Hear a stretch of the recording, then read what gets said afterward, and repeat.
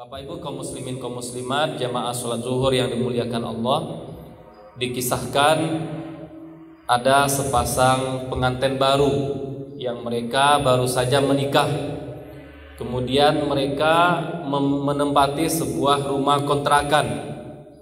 Suatu hari, suatu pagi di saat pasangan pengantin baru ini sedang sarapan, sambil bercerita, sang istri melihat ke jendela kaca.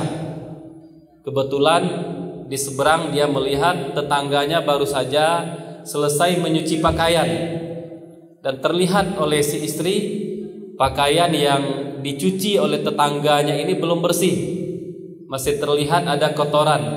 Maka dia berkata kepada suaminya, "Wahai suamiku, coba engkau lihat cucian yang dijemur oleh tetangga kita. Cuciannya belum bersih. Barangkali dia tidak terlalu pandai mencuci, atau barangkali deterjen atau sabun cuci yang dipakai tidak bagus, sehingga noda dan kotoran masih melekat di pakaiannya." Kemudian besok harinya dia melihat hal yang serupa dan disampaikan lagi kepada suaminya. Suaminya diam. Berlalu 1 minggu, di saat mereka sarapan pagi, si istri kembali melihat ke jendela dan melihat pemandangan yang berbeda dari sebelumnya.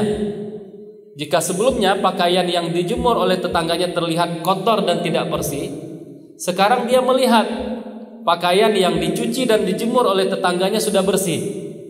Maka dia berkata kepada suaminya, "Wahai suamiku, coba engkau lihat sekarang, tetangga kita cuciannya sudah bersih. Pakaian yang dijemur sekarang sudah bersih. Barangkali dia sudah belajar mencuci sehingga cuciannya bersih, atau dia mengganti deterjennya dengan deterjen yang lebih bagus sehingga noda-noda dan kotoran tidak lagi menempel di pakaiannya." Apa kata sang suami? "Wahai istriku, sesungguhnya ketika tadi engkau sedang memasak, saya membersihkan jendela kita. Saya membersihkan kaca jendela kita yang sebelumnya kotor, banyak kotoran, banyak debu yang menempel di jendela kita. Maka saya bersihkan. Setelah saya bersihkan, kita ternyata bisa melihat kalau yang bermasalah selama ini bukan cucian tetangga kita, tetapi yang bermasalah adalah jendela kita yang berdebu. Karena jendela kita yang tidak bersih, seakan-akan terlihat cucian dari tetangga kita yang tidak bersih." Bapak Ibu kaum muslimin kaum muslimat, dari kisah ini ada beberapa pelajaran dan hikmah yang bisa kita ambil. Pelajaran pertama yang bisa kita ambil adalah dalam keseharian, dalam kehidupan kita, seringkali kita melihat dan menilai sesuatu tidak sebagaimana sesuatu tersebut. Tetapi kita melihat dan menilai sesuatu sebagaimana kita. Itu yang sering terjadi. Si istri tadi, dia tidak melihat pakaian sebagaimana pakaian tersebut bersih. Tapi dari sisi dia, karena jendelanya kotor, jendelanya berdebu, dia sehingga melihat pakaian yang bersih seakan-akan kotor. Dan ini seringkali dalam kehidupan kita terjadi. Maka kita sering melihat misalnya seseorang dalam kehidupannya yang suka bohong, tidak akan memandang baik orang yang jujur. Orang yang suka bohong tidak akan memandang baik orang yang jujur. Justru dia akan melihat orang yang jujur sebagai seorang pengecut. Seorang perempuan yang suka mempertontonkan auratnya tidak akan menilai dan tidak akan memandang baik perempuan yang suka menutup rapat auratnya. Justru perempuan yang suka mempertontonkan auratnya akan melihat wanita yang suka menutup aurat, wanita yang ribet, wanita yang suka mempersulit diri. Dalam hal pekerjaan mungkin juga seperti itu.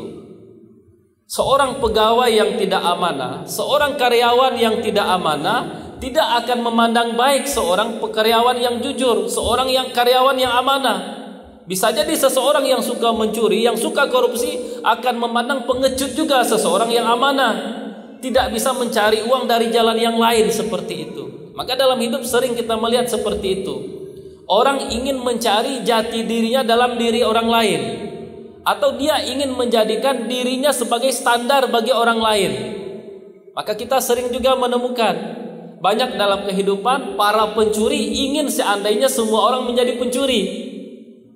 Seorang pelacur, seorang perempuan yang tidak baik ingin dalam kehidupan agar semua orang seperti dia menjadi pelacur.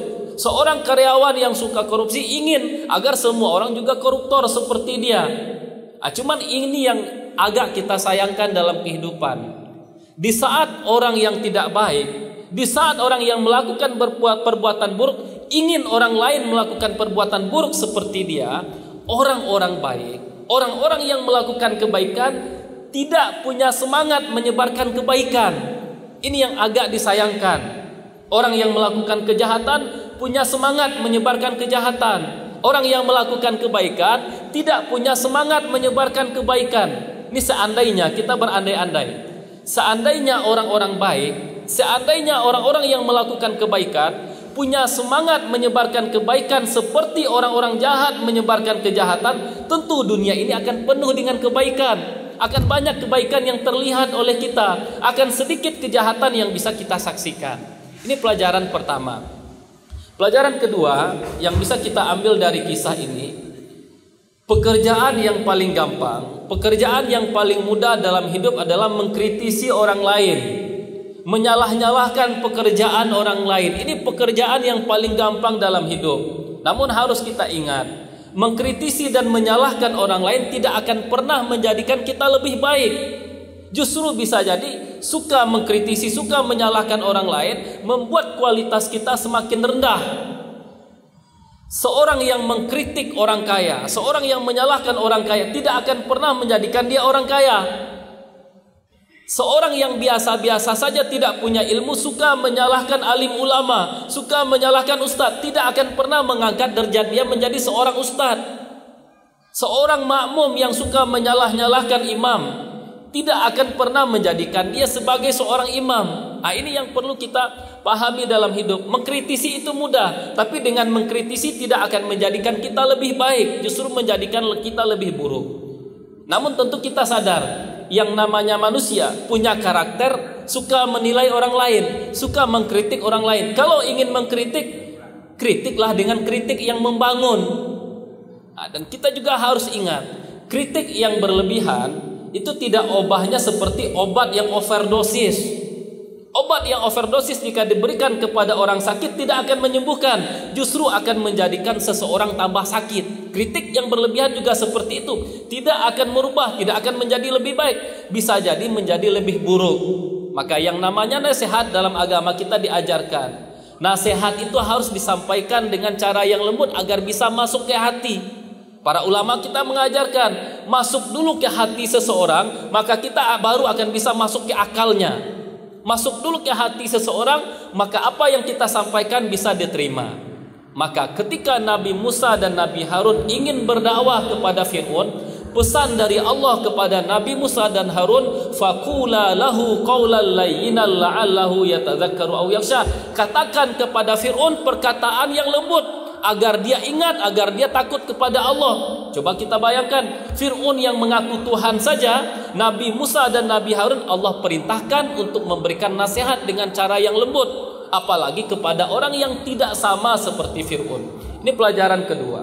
Pelajaran ketiga dan terakhir yang ingin kita sampaikan, dalam kehidupan, dalam keseharian, seseorang yang sibuk dengan aib orang lain, seseorang yang sibuk dengan kesalahan orang lain, dia akan lupa dengan kesalahan dan aib dia sendiri. Dia nggak akan pernah memperbaiki diri. Sebaliknya, seseorang yang sibuk memperbaiki diri, tahu dengan kesalahan dia, tahu dengan aib dia, dia tidak akan punya waktu untuk membicarakan kejelekan dan keburukan orang lain. Yang kadang sangat disayangkan dalam kehidupan kita, orang-orang ingin merubah alam sekitar, ingin merubah kondisi lingkungan agar kondisi lingkungan sesuai dengan keadaan dia. Padahal yang lebih gampang adalah kita merubah diri kita agar bisa sesuai, agar bisa beradaptasi dengan lingkungan dan keadaan kita. Dalam sebuah kisah disebutkan, seorang raja ingin melakukan perjalanan, ingin melihat kondisi rakyatnya. Di zaman itu belum ada sendal, belum ada di sepatu. Tiba-tiba di tengah jalan kaki raja ini tertusuk oleh duri.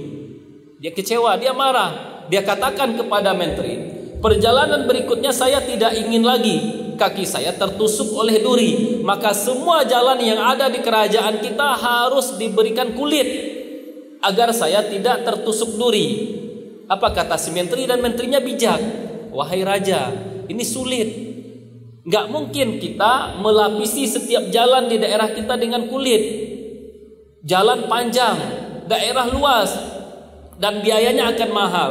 Yang paling gampang, kata si menteri, raja saja yang melapisi kaki raja dengan kulit. Raja pakai sepatu dengan kulit, tidak usah jalan yang dilapisi dengan kulit. Maka akhirnya apa yang terjadi? Si raja memakai sepatu dari kulit. Ketika kita yang berusaha beradaptasi dengan lingkungan, itu biayanya mudah dan pengaruhnya besar. Nah, ketika kita berusaha untuk memperbaiki diri kita, ketika kita berusaha untuk tidak sibuk dengan orang lain, disitulah awal perubahan. Seperti raja tadi saja sadar, tidak mesti jalan yang diperbaiki semua, tidak mesti jalan yang dilapisi kulit, cukup saya saja yang beradaptasi dengan keadaan. Barangkali ini yang bisa kita sampaikan, Bapak Ibu kaum muslimin kaum muslimat, jamaah sholat zuhur yang dimuliakan Allah. Ada 3 pelajaran penting. Yang pertama tadi, sering kita dalam hidup melihat sesuatu tidak sebagaimana sesuatu, tetapi sebagaimana diri kita. Pelajaran yang kedua adalah kita dalam kehidupan ini, pekerjaan yang paling gampang itu adalah mengkritik, dan mengkritik belum tentu bisa memperbaiki diri kita. Pelajaran yang ketiga, orang yang sibuk dengan aib dan kesalahan dia tidak akan punya waktu untuk menyebut-nyebut atau untuk membicarakan aib dan kesalahan orang lain. Barangkali ini yang bisa kita sampaikan. Terima kasih atas perhatian kita bersama. Wassalamualaikum warahmatullahi wabarakatuh.